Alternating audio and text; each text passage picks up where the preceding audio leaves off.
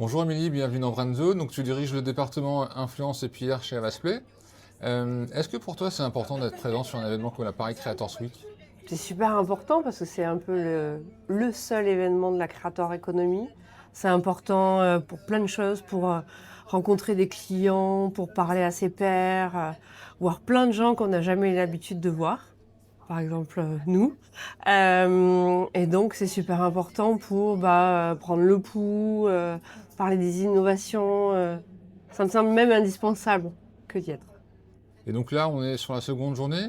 Qu'est-ce que tu retiens? Parce que tu es intervenu ce matin. Tu peux nous dire par exemple quels sont les sujets que tu as évoqués lors de ton Ouais. intervention?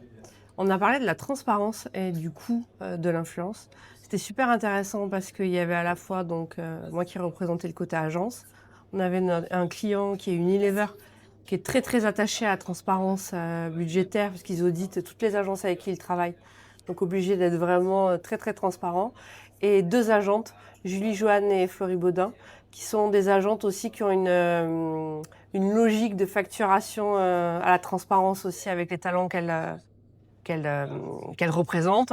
Et donc, on a pu échanger sur toute la transparence budgétaire et l'importance de cette transparence sur toute la chaîne de valeur de l'influence.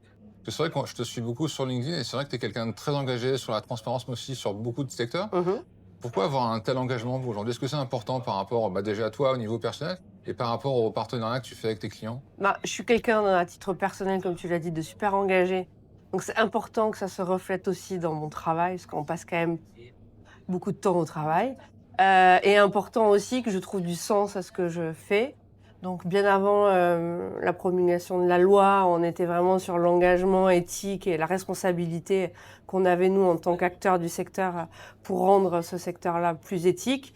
Et maintenant que c'est une loi, on décide de marteler qu'il est aussi maintenant important d'aller sur une seconde étape, qui est la transparence budgétaire sur toute cette chaîne de valeur, comme je le disais.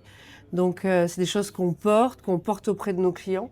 Et on essaie d'acculturer, en fait, un peu toute cette chaîne de valeur-là sur ces sujets.